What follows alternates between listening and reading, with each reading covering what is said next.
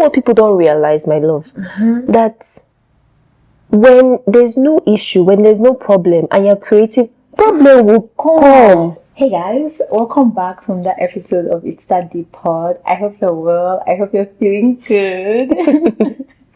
Today I have a guest, and if you've listened to any episode, season 2, she was here, and this is the only guest I've ever had on my podcast, and she's coming again for the second time. I love it. I actually love it. So it's okay. Yes. Do you want to introduce yourself? I will definitely do that.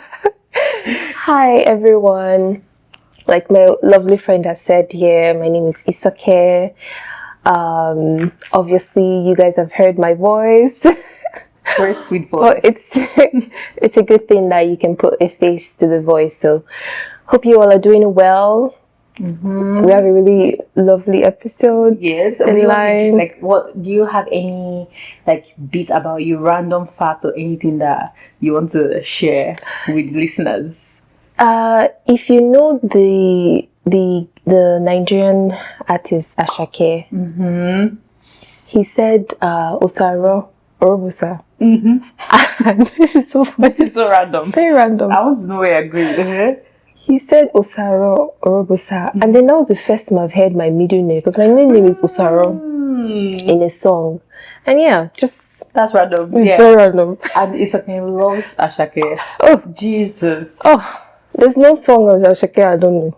There's a time that literally that was the only thing we listen to in a car. I'm like, allow us, please. He loves I've calmed down now. You've actually calmed down. My God. Oh, thank God that she has come down, because he loves Ashake, so that's very random. But anyway, we're still on the friendship series, and I know that we talked about that. We've had a few episodes, and I thought it would be a nice idea. So it's okay, visiting me for the weekend, which I'm so grateful for. Thank you. We know why, Anyway, but she's here, and I thought it would be a great idea to add to the friendship series where we do dilemmas and just review a few dilemmas that people have in friendships, and kind of just share our thoughts on, what we would have done in that situation, or what we think is best to do, or how to kind of approach that situation, or basically just our perspectives. Yeah. And I think that's what we're going to do today. Yeah, our cho continues, basically. One thing about us, we're going to talk. Cho-cho. If you're not Nigerian, Cho-cho is like yapping. Like yappers. We do like to yap. Yappers FC. I think the only person in this life, I'm being honest, that I cho-cho with is Winifred. Yeah. When I'm Winifred, it just flows and it flows and it flows, and yeah. I love it. Okay, so if you've not caught up on the friendship series, you can go and listen to the previous or watch the previous episodes. I think they're really good, but it's just me. And yeah, it's just nice to kind of chat with someone about, a few of the dilemmas that I keep seeing online. Anyway, the first one that I have is so it says, my friend, I had a fallout with someone, and my friend is still in communication with this person, and I feel hurt by it. I'm not sure how to feel with my friend still staying friends with someone that betrayed me or hurt me. Am I being too sensitive, or too am I misunderstanding the situation? How do I handle it? Yeah, I feel like everyone can relate to these kind of things where you're in a group, or you find yourself with a group of people or group of friends, and you then fall out with one person, or someone really hurts you, and people are still maintaining, everyone just kind of acts like nothing happened, and then you're just in that position by yourself where you're like, how am I supposed to exist in this same space with this person and then my other group of friends? I feel in a situation where people say, oh, don't carry people's beef. Don't, bring situations where because you had a problem with somebody, I should also have a problem with that other person. I think it's very hard to navigate, because in many ways your quanta is not my quanta. But I feel friends should also have, not only just friends, but just the people that you're surrounding with should have some sort of loyalty to you. So in any case where they're still friends with that person, they're still buddy with that person. I don't know. I feel that it will look some way, somehow, in any situation. Yeah. I think that for me, with all these kind of things, context is very important. It depends on what happened. If somebody, let's give an example, just a random example, Yeah. where there are three friends, and then, you know, one is feeling neglected by the other one, but just because I am talking to the other one, and then saying, "Oh, friend, this is what happened. This is what's going on," and then the other friend is like, "It's just the way this person is now. It's just the way this-" And then at a certain point where I've given you all the context that you need, but you're not doing any, not that you're not doing anything about it, but you're just being a Like you're just being like nonchalant about it. I get that. I just think that I'm saying context is important because, you know, in terms of expectations and the way that we react to our friends or interact with our friends, I think if you find yourself in a group of friends, like in a group, which I don't even, I'm against friends groups, like three is a crowd. Most of the time, I like to make friends in different pockets and we all come together, but we don't find ourselves in like a groupie kind of situation because it just feels, someone is always going to feel left out. I feel like when you're in a group of three, I've done it before. It's tricky. It was very, very tricky. It's very tricky. But I do think that, you know, your friends, you know, there needs to be boundaries depending on what happened, what kind of situation, what this person do. There needs to be boundaries and you need to communicate like, okay, you know what, I'm not comfortable with maybe bringing up this person's name when I'm there, or telling me what's going on in this person's life. Like if you've decided that you do not want to have a relationship with that person, you unfortunately have no right to tell someone who they should be friends with and who they should continue relationship with. But I think someone that cares about you, depending on the level of hurt or whatever they did, they should love you enough to say, you know what, how can I create boundaries that I can maybe still exist if I want to in this relationship, but it's not impacting you. So they are conscious of asking you like, are you okay if this person comes? You know, I'm doing a birthday party. I understand if you don't want to come, but this person is going to be there. But how do you navigate something like that? Because if somebody says, "Oh, I have a birthday party," and obviously it's something that I want to celebrate with you, and then the person that you're still friends with that hurts that me in this situation is going to be there. Like, how do you? And maybe their face is triggering, their voice is triggering, their you know. Their demeanor is just you don't want, it reminds you of everything, but you also want to be there for said person, but you have to choose. You cannot eat your cake and have it. Like, I understand if you feel like someone hurt you and you know in your heart that you cannot exist in that same space for now, it's okay to say, I'm not going to be able to come, and you get gifts and you show up for that person in another way, and that person has to also be understanding. That's what I think it goes both ways. It goes both ways. There's context, because if that person now, if your other friend is like, well, why can't you just get over it and come for my birthday because this person is not, because this person, then you're rude, then you don't you don't care. Like, I think you're not conscious and considerate, and consideration is love, right? So it is. You have to be considerate on both ends. You have to be considerate of the other person, but I do think you need to be wary of people that are very like general. You know, they're not loyal to anything. Like whatever happens, they're just there, boom, whatever. They don't care. You need to be very wary of those kind of people. I have those people in my life. I've had situations where, you know, I felt betrayed by someone, and it felt like my friend even got closer to the person that we were not longer friends. Like, they became close, and it really hurt me, and it impacted our relationship, of course, hugely. So we're not necessarily like, but we had to take a break and then kind of come back. If you've not listened to that episode on reconciliation, you can go listen to it. I was talking about an episode where I said, like, is reconciliation possible? I know the episode. Is reconciliation possible in friendship? So I think for me, I had to come to terms with the fact that, okay, this person is like this. How am I going to deal with it? What are my expectations of this person moving forward? Like, I'm not expecting, like, next time, 100%, she can be friends with my ex and she will see no problem with it. Like, even if the ex literally almost hurts me, like, in a very, he abused me or whatever, she might still find it okay, like, but I cannot just stop the friendship. Some people are like that, and I think it's in your the ball is in your court to decide whether or not you want to you want to still maintain a close relationship, or you want to create some distance, or you want to know like what your expectations are. I think the more we manage our expectations, the better for us. Yeah, I agree. I agree. Okay, nice closing. Dilemma 2.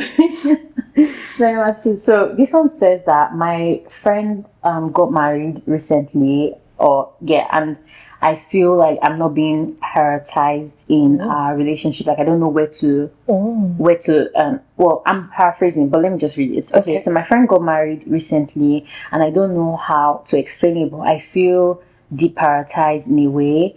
It's not that we're not friends, but prior to the marriage, she wasn't necessarily the best at communicating. So now that she's married, it feels like I'm always having to go out of my way to make plans and do stuff with her. But I don't know how to feel about that, because I would like to be prioritized and like for her to reach out to me as well. What do you think? When you were reading this, the first thing that came to mind was, I know you said you haven't seen Friends. Yes. But the first thing that came to mind was, I'll say their names even though you haven't seen it. I'm sure they would know. People that have watched Friends. Basically, Joey and Chandler were best friends. They used to live together. And then Monica and Rachel, they were best friends too. They used to live together. In fact, all of them were best friends. But, I'm saying it basically like they lived together. Like, see this person's apartment, this is another apartment. Anyway, Monica and Chandler, they wanted to be, in a relationship, get married, all this kind of stuff. And Joey was feeling like everything is going to change. Yeah. He's going to lose his best friend. Obviously, things were even changing because they didn't still even hang out the way that they used to.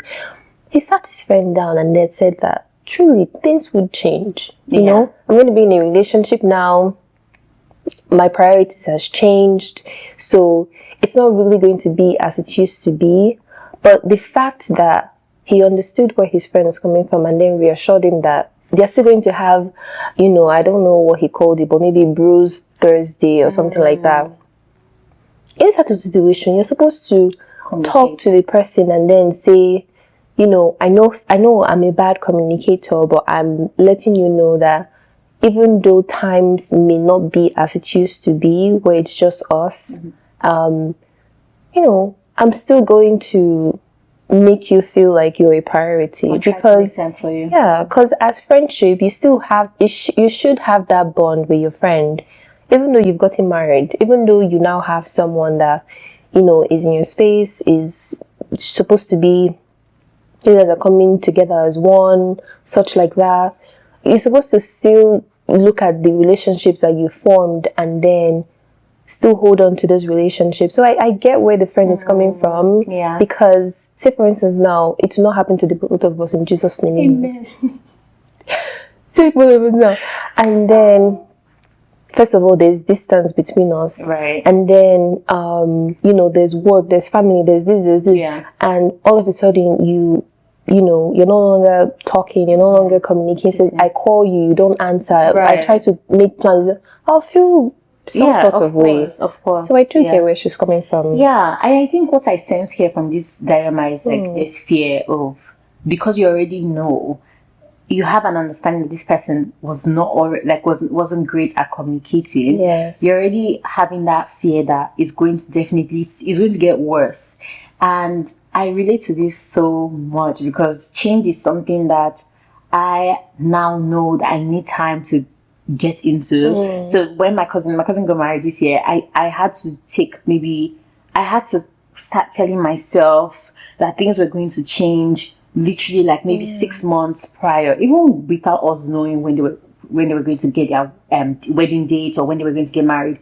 I was mentally like preparing myself a little bit. And in therapy, my therapist was telling me like, okay, what does preparation look like in this situation? Because change does impact me significantly in my brain. I think for most of us, in our brains, we want to believe that things will stay the same. Right. We've created memories that are attached to the ways that we exist with people already.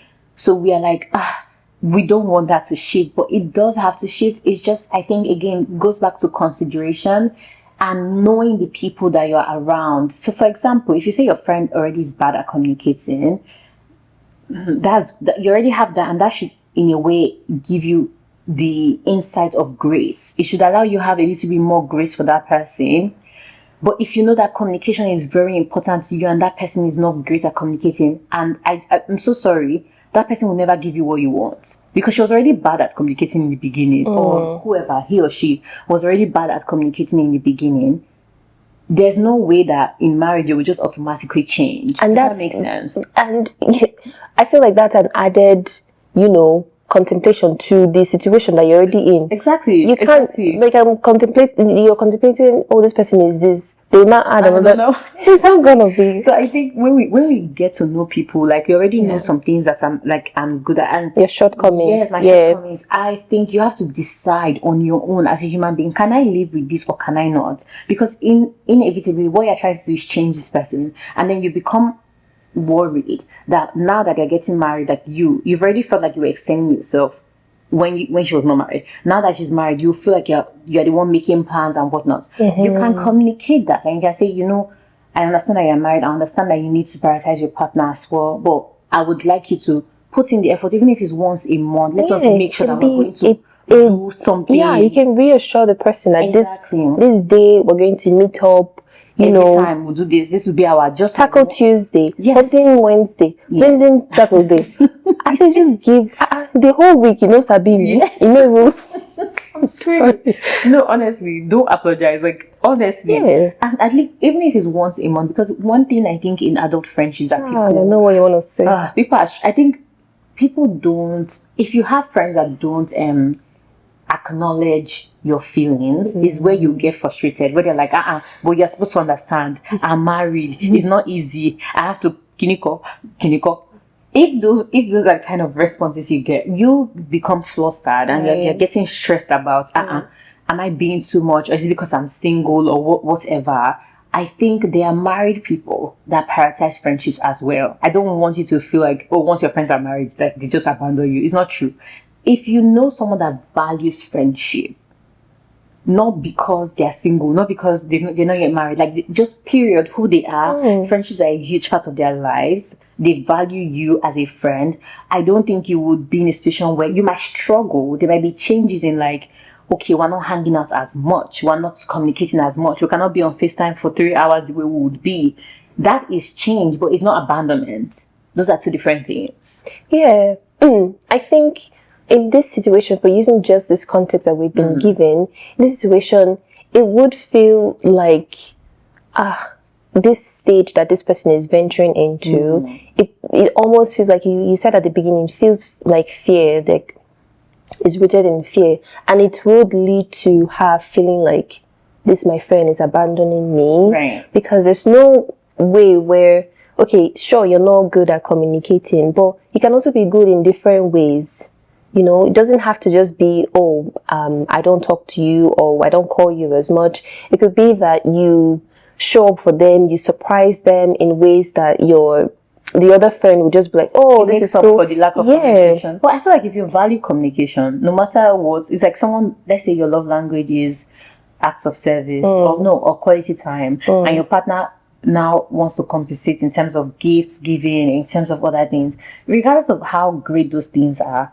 Because there are love languages in friendships, right? Of course. Regardless of how great those things are, if you value, if what you in your heart, then how have they been friends? Yeah, that's why I think sometimes we give time for people to change and grow, but it's like, and we also think at a point they would love you enough to want to communicate. Sometimes we stay in things to see if, like, they would see you as important enough to kind of start communicating. Let me give an example. Like, to be honest, I am not the best person to, and I'll say this with my full chest, I'm not the best person to, be calling someone, reaching out all the time. But I do have a friend that used to communicate, like used to call. I won't just say communicate. Like, you just used to call, and I would never ever see my friends call and be like, I beg you. Yeah. Like, I would always pick me on my own.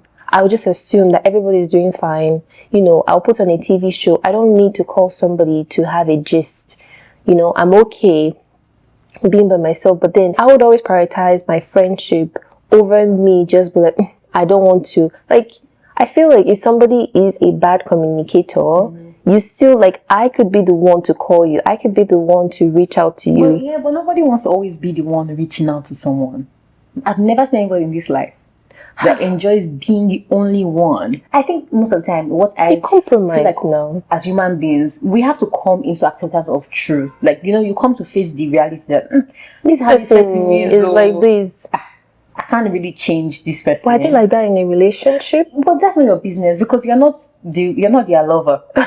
That's the truth. Some people that don't value friendships, they prioritize romantic relationships above friendship, and you just have to learn that that's how they are. Your frustration will not change them. Your anger is not going to change them. You're just going to be talking about it. It's not going to do anything. You're just going to be someone that is constantly frustrated, angry, feeling like you're not you know, nobody really cares about you. They're not prioritizing you. They'll forget your birthday. They'll forget this. They'll not buy you gifts.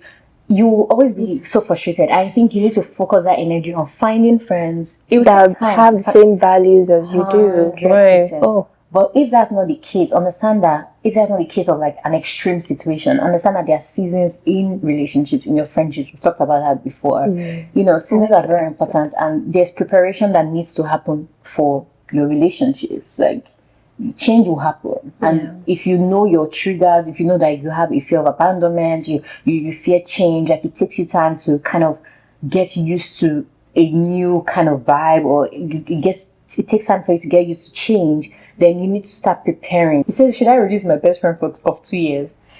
Hi, I'm having a friendship dilemma. So for context, my best friend and I will be attending the same university this fall, but it started in the summer semester already. We've had some problems over the past year, but they were mostly solved by having good communication. However, I've been thinking of distancing myself from them because of some old problems coming up, and I feel like we're growing apart. I don't think they feel the same towards me though. I feel like we don't have similar things anymore, which makes it difficult to have fun with them sometimes.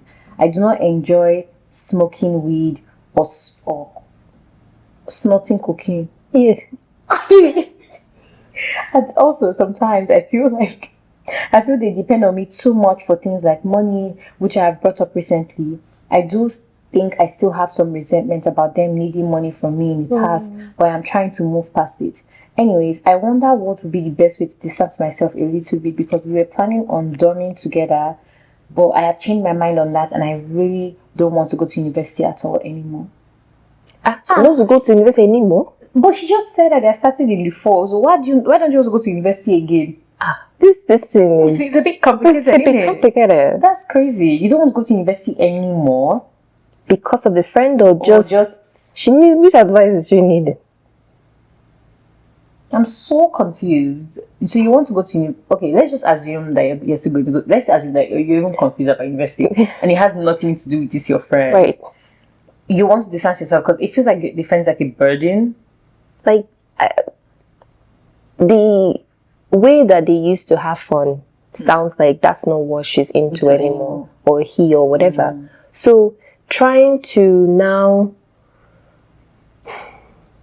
communicate that with somebody that's still in that, and then that's the thing that you guys used to do, it's gonna come like, are you okay? Like, you think you're better than me? Like, what the hell? I mean, but I think that's we're assuming though, because she has not. Whoever you are, I'm assuming you're a female. Like you she said that the money situation. She's is it a she or I don't know. Okay. But we're not going this. We're gonna use she. I'm gonna use she. She said that the money situation is.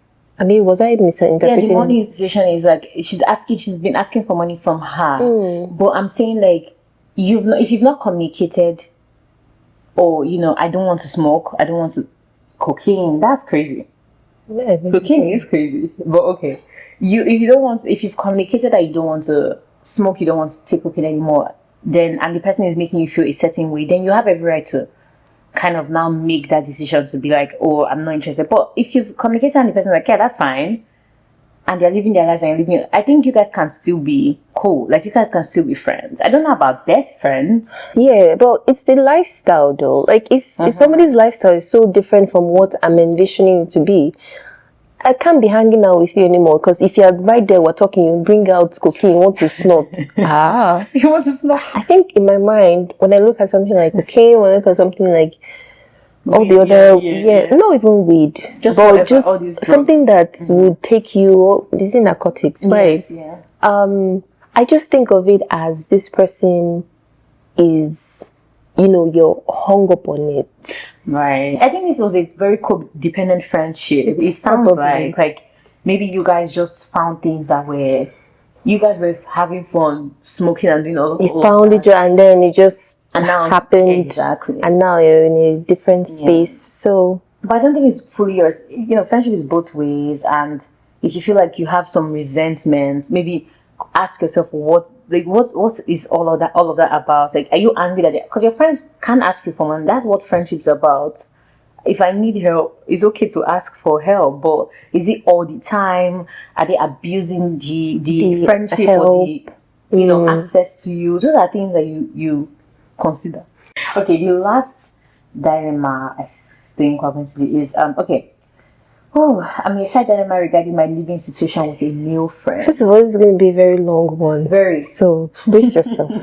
She can say like it's long. Okay, for context, I'm 39, female, and I've been living with a close friend that's 38 years for more than 3 years. I was evicted as I couldn't pay rent in time. It was during September 2020. I think that's COVID time, right?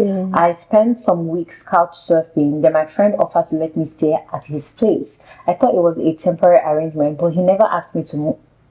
I thought you said female. She's female. The friend is male. Okay. So the male friend. So it says my friend offered to let me stay at his place. I thought it was a temporary arrangement, but he never asked me to move out. Here's the difficult part. He told me I don't have to pay rent, which has been a huge help. But after living like a freeloader for so long, I thought of moving out. Not much luck there. And he always tells me there's no need to rush, that he's not bothered at all by me.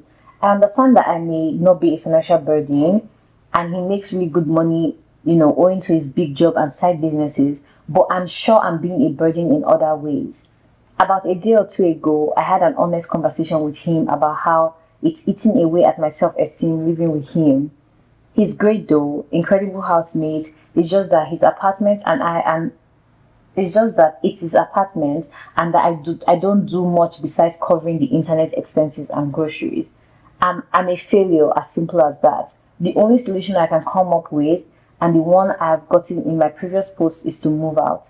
He tells me I'm being emotional and that living here is best for me as I'm back in school, and having to worry about housing will prevent me from focusing on trying to make a career change that will help me stop being a low-wage earner.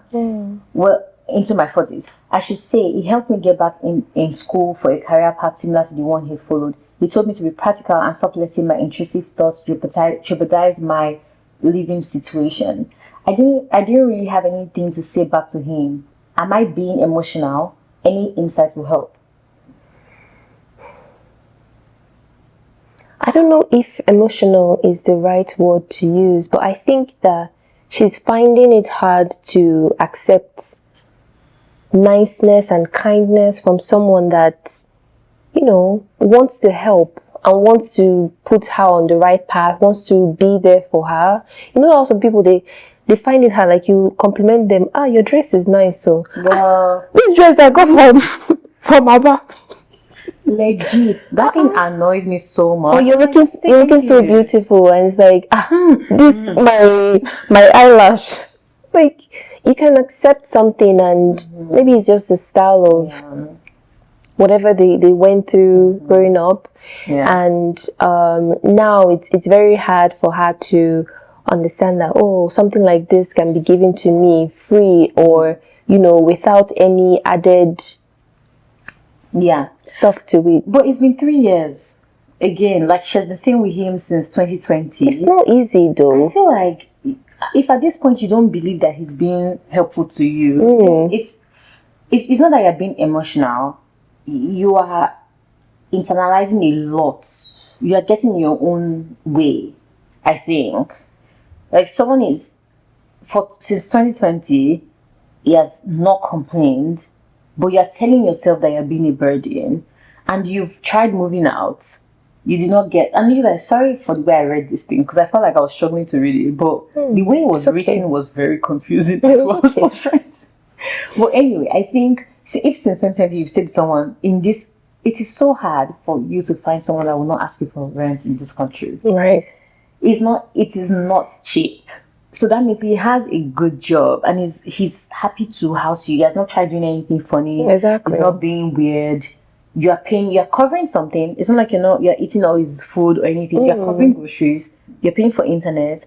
I feel like you're being responsible in the sense that I think she's just being so hard on the fact that maybe it's been 3 years, he hasn't done anything. This kindness is just this one. Yeah, so she can't believe, she can't grasp on it. It's not as if he's making living there with him unbearable, or he's making things like uncomfortable for her and trying to pass at her in situations where it's like, okay, is it because I'm living with you that you have, right? It's more like you're struggling with accepting love that is there for you. The person has already said, you're okay in my space. It's fine. You can cover groceries, cover internet. You're covering something. You're not a freeloader. You've defined yourself in a very detrimental. You're defining yourself in a way that is kind of negative as well. She's called herself a freeloader. Like, you're not a freeloader because you're paying for internet, you're paying for groceries, and then you're also doing courses to help yourself out to get yourself out of this situation. And you're going back to school, which is a lot of money as well. So if you can, a lot of people would literally feel so lucky to be in the situation that you're in. And if you're in that kind of situation, you accept it, do what you can do, and constantly just show your gratitude. Like, I'm grateful. Do things for this person to show that you're grateful. Maybe, when you're making dinner, make for two, whatever. Consider you can. them. Be considerate of their space. I want to say that just be okay with the kindness that you're receiving and know that you deserve it. Not just because, you're still in school, you don't have a place to stay on your own, you don't have this, so you're a failure. Just know that, okay, I'm setting this plan for myself. And then when you now move out, you see this person as, you're so important in my life, you're so important in the person that I am today. You helped me out. Like, that person would be someone that you can hold dear to and would be there for, in any situation that they find themselves in. And also, life is a cycle, right? You would also you will also be able to show up for this person one day as well. That's why you're in a position where someone is lifting you. We rise by lifting others. We rise by lifting others. So there will be a time where you will be able to show up as well. You will be able to return the favor. Yeah, but don't define. I think you need to look at how. I know you feel like you're 13. She's 39. You're 39, and maybe you're feeling like, okay, at this age I should be doing this. But detach yourself from expectations that are outside of your control, and come into the acceptance of, okay, this is my reality, this is who I am. I've said acceptance. Like, I think a huge thing for me is just like coming into acceptance of your reality and being honest with what you can do about it. Yeah. So you're here now, right? This is where I'm at. This is what I can focus on, like you said, in the next 6 months, 12 months. Okay, this is what I'm focusing on. Finish your school, but when you start defining yourself as a freeloader and a failure, it is a mental thing, and you are telling yourself stories. Yeah, it starts to become the reality of your situation. But I came to the realization that accepting kindness, and it's not just in gifts, like accepting kindness, accepting favor, that you find yourself where, people want to do things for you, not just because they want to get anything out of you, but they want to do things for you because you're deserving of it. I had to come to that position in my life where, I was deserving of it, so I accepted it when it came to me. I didn't shun it. I did not feel like I wasn't deserving of it.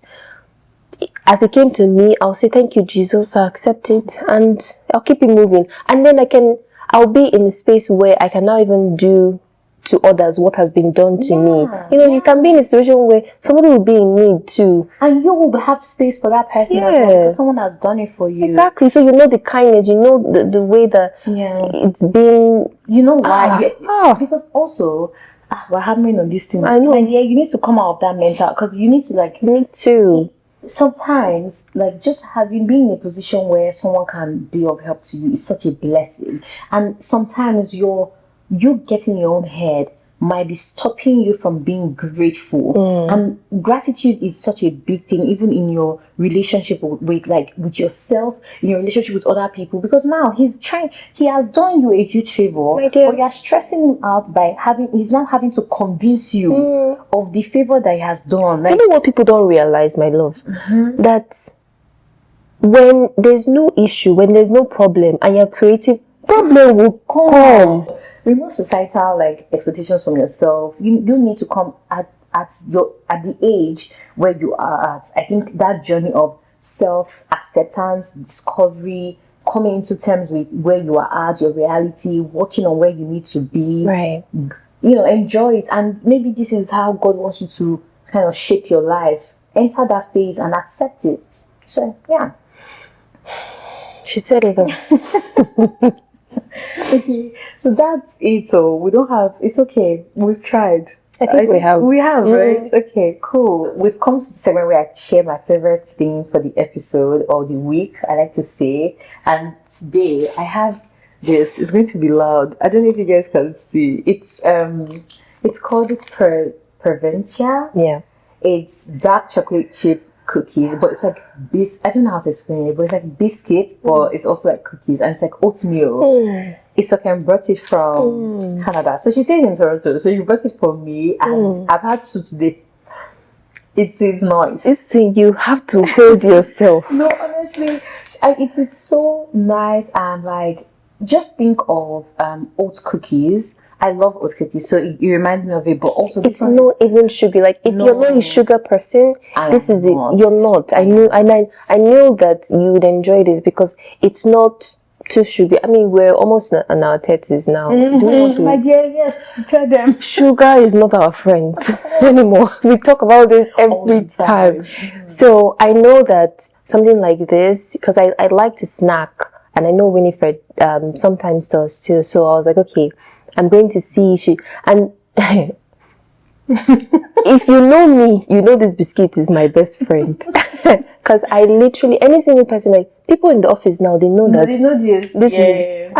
Yeah. I will make sure you like it too, because it's also dark chocolate. It's also dark chocolate. If you read, it says it contains wanting, which is good for you. Yeah, whole grain. My stomach reacts to whole grain a little bit, so I have to eat little by little. But I think that when you like, just the taste is like dark chocolate cookies, but not bitter. You know how we think of dark chocolate and it's bitter. It's bitter. There's one dark chocolate, I can't remember the brand name now, but it's one of the best dark chocolates I've ever had. Is it the milk one? It's Swiss.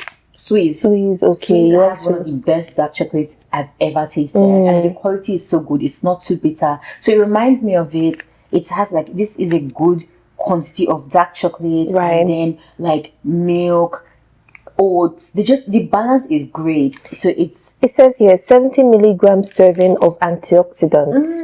Nice. And then also it has fiber, which is really good, and then 2 grams of protein per this. And yeah, it's 20 grams of carbs, so it's high. But I think sometimes, like, if you want something sweet, but you're also like into your, you want whole grain or whatever, I think this is nice. Good. I don't know where you see this in the US, but I can check. Yeah. But it's really nice, and it's a nice gift. So I want to talk about it since the gifter was right here.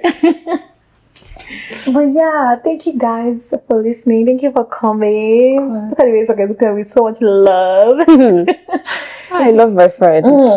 I love you too. I'm not generally a shy person, but because I've done the audio, Winifred asked me to do this, and then I was like, oh, this is going to be on a different level. So coming on, showing my face and everything, it's just going to be like, yeah, because it's okay. Values her sleep, and for me, I like to pay attention to what my friends value and not take advantage of it. So when I was even asking her, like, please, let's record, like, please, you have to. I actually took nap twice. Yeah, Because today. I needed her to prepare for this recording. She had to sleep, okay? Because I'm like, I know that this is love, this is sacrifice. She's sacrificing her time. She should be in bed. Thank you for coming, and thank you guys for listening. I hope you enjoyed listening. If you've not subscribed and you've not listened to previous episodes on the friendship series, go ahead and listen, catch up, and leave your comments if you have any. Give your opinions on the dilemmas as well. Like, what would you do if you're in a situation? And yeah, let us know what you comment down below. Comment down below. Comment down below. And I'll talk to you guys next week. I love you so much. Bye.